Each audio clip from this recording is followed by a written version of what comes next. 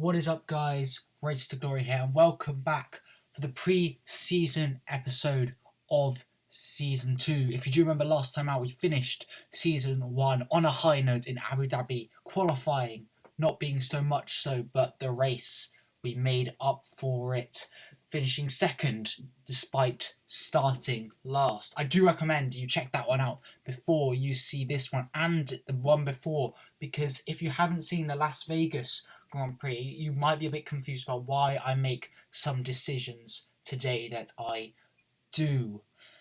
But we're going to start off with the contract renewal system.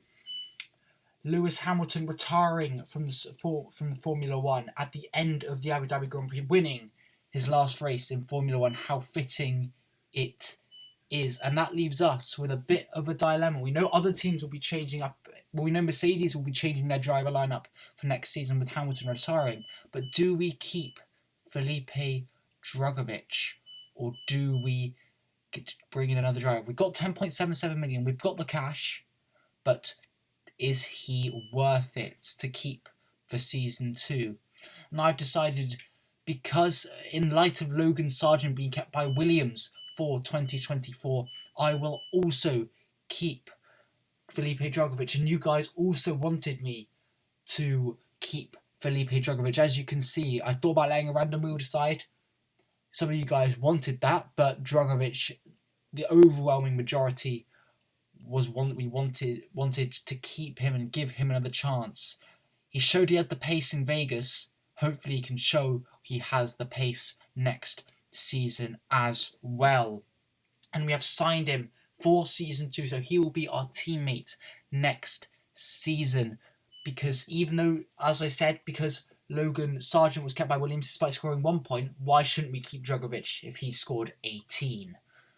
And in light of only spending 2 million on our new teammate, we are going to do a bunch of facility upgrades for the new season, particularly in the powertrain and the aero, bringing them all up to spec one, the spec one, including everything we could, and they all come in before the end of the season, along with the beam wing, as we have a personnel department event, and that is pretty easy.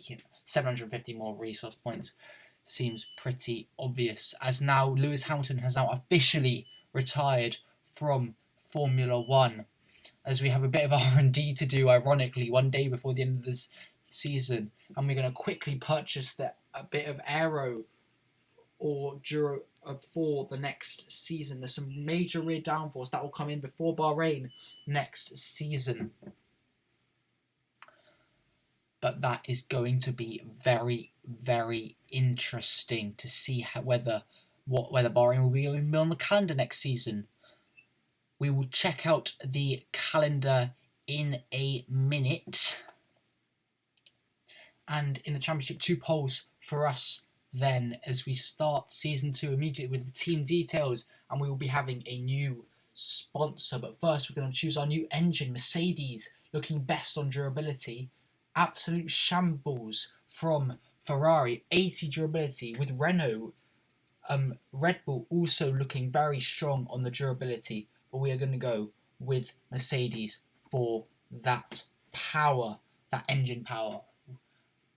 And our new sponsor, I took a while deciding this actually, but decided that the best overall option for the goal bonus and the weekly income, I wasn't really thinking about the signing on bonus, was realistically probably, I took ages signing this. I really wanted RGB, but I wasn't sure if we were going to get 300 points in a season. Depended how our car stacked up compared to everyone else. And 5 podiums, maybe, but we only got 3 this season. So we end up going with Compass for Season 2. And now let's run you through the drivers, starting off with Haas, which was a very disappointing season overall, last in the constructors, but they do keep both Kevin Magnussen and Nico Hülkenberg, which I'm quite surprised at, considering Nico Hülkenberg did not score in Season 1, which was very surprising, especially considering he's about the same rating as Kevin Magnussen and has more experience than him and only a little less pace.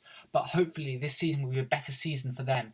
They were with us for most of the R&D, so I'm quite surprised that they couldn't score a couple more points here and there overall very disappointing season. So next team who came finishing 10th in the Constructors' Championship was Alfa Romeo, and they have a new driver pairing. Valtteri Bottas has left them after 2 seasons and has gone to another team, and they've replaced them with the Williams of Alexander Albon, Zhou Guan Yu. They keep, and Albon, I'm sure, 87 rated, will be a very good talent for them in the Alfa Romeo. Did extremely well last season, remember, carrying the Williams to 7th place in the Constructors, I believe it was. But Alfa Romeo changed for season 2. Hopefully that will bring them better results. And Yuki Tsunoda and Daniel Ricciardo in the AlphaTauri still unchanged. Tsunoda, an upcoming talent, did quite well last season actually, because secured quite a decent finish, especially at the last race in Abu Dhabi. And they have probably rightfully retained both Ricciardo and Tsunoda, have AlphaTauri for season 2. They had flashes of pace sometimes, but didn't lack consistency throughout the season. Started as the worst car on the grid, and here is where Bottas has gone to Alfa Romeo. From Alfa Romeo to Alpine.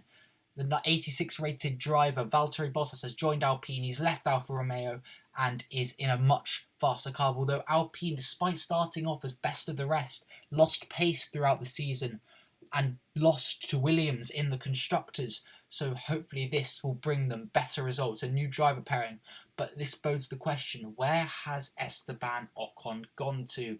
Well, it's not Williams, because Logan Sargent is now the number 1 driver at Williams, and to replace Alex Albon, they have brought in Liam Lawson, who did extremely well in 2023 IRL when he joined AlphaTauri. Let's hope there's not another Nick De Vries situation. And overall, very solid team lineup for the Williams team, and a very solid last season. Can they bring on the pace this season with 2 quite fairly young drivers? Lawson in his rookie year, Sargent in only his 2nd year in Formula 1.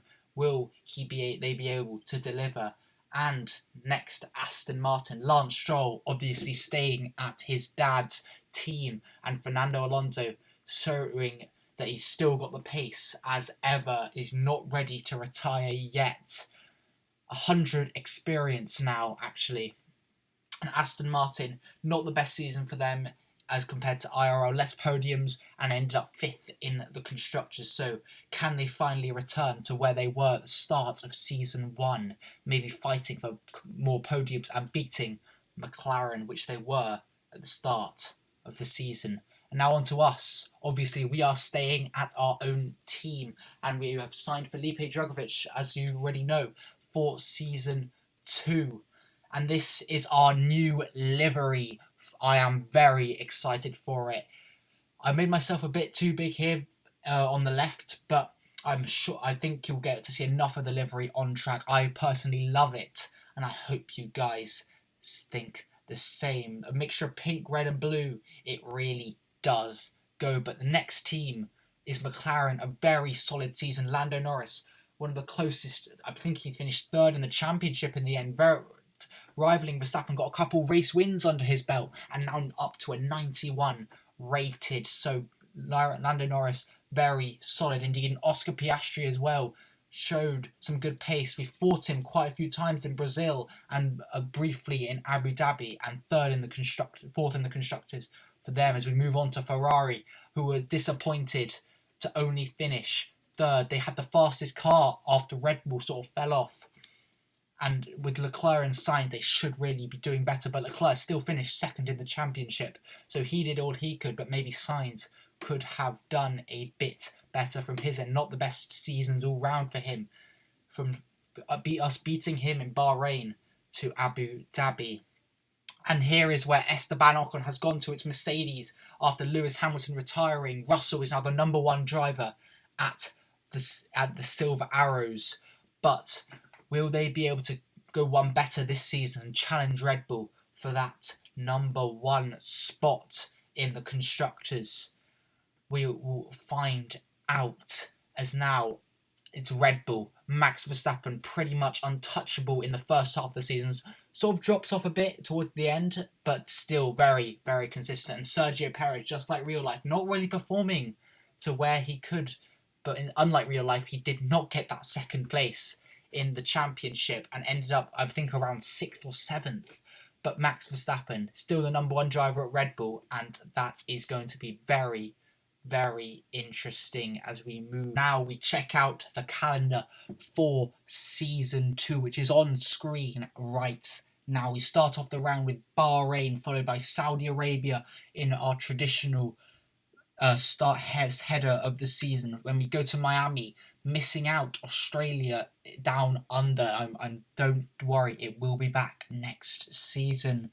But we go, so I say we go to Miami. Then we follow that up with Spain, Canada, Austria, Silverstone, all very close together. So still got that rush, and then France, Paul Ricard returning to the calendar after a 1-year break. I really like that circuit.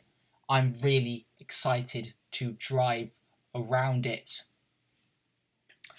We follow that then in Belgium, where we'll have a sprint weekend as normal, and one of my favourite circuits, an old circuit in Formula 1. We followed that up with another old circuit, the only circuit to be on the calendar ever since 1950 when F1 began, which is in Monza.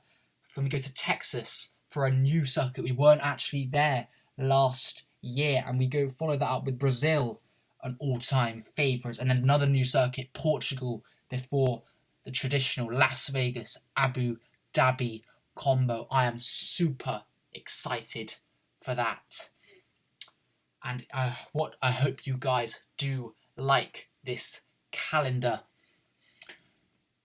as much as I do, because I certainly love it. And next season, drop a comment below what calendar you would like to see for season 2, for season 3.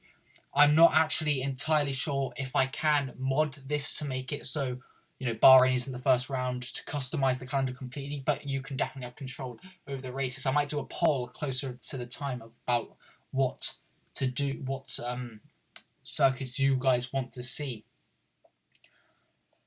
But that will be in season 3. We've got to focus on season 2 this year, forwards into season 2, and that is the brand new livery, the full view of the livery that you will see us running for the full season 2, as we have another sponsor to sign, and we are going to choose Polar. So all we have to do is out-qualify our rival. Hopefully that's not too hard. And in the R&D, what we've all waited for, massive gains for us and for Ferrari as well, as they now are the best team on the grid, followed by Red Bull and McLaren, Mercedes, then Aston Martin. And it's all very tight with everyone. No one really losing out on the regulation changes. Everyone managed to adapt everything, it seems, for season 2. So Haas is still in the same position, and the grid order hasn't changed. As now, as you can see, we are doing everything, using all our money, to all the 25 million we had, to get new specs on everything. We've done the durability already, so all that's been upgraded, and now it's time for the powertrain and aeros, as well as we've also done the chassis, and now a bit of marketing as well. I know that really helps for next season's drivers, and it's better to do it now than later while we've got the money. Build time also for the chassis we will be doing, as we only have 1.18 million left, but that will do well. And look at all those upgrades we have coming in. Can't even fit all into one, as our rival's going to be a Red Bull, and I think it's pretty obvious who this is going to be. We would never choose Max Verstappen to try and out-qualify. He'll be on pole pretty much every race, I still expect, despite only being the 3rd fastest car. But that is going to be very, very interesting going forward as we skip to the Bahrain Grand Prix. Guys, if you have enjoyed this pre-season episode before season 2 of my F1 23 My Team Career Mode, then do make sure to like and subscribe and turn notifications on for season 2, the full calendar as I have already displayed. Bahrain will be our first round, one of my favourites by far. as now. I'll see you guys then. For Bahrain, goodbye.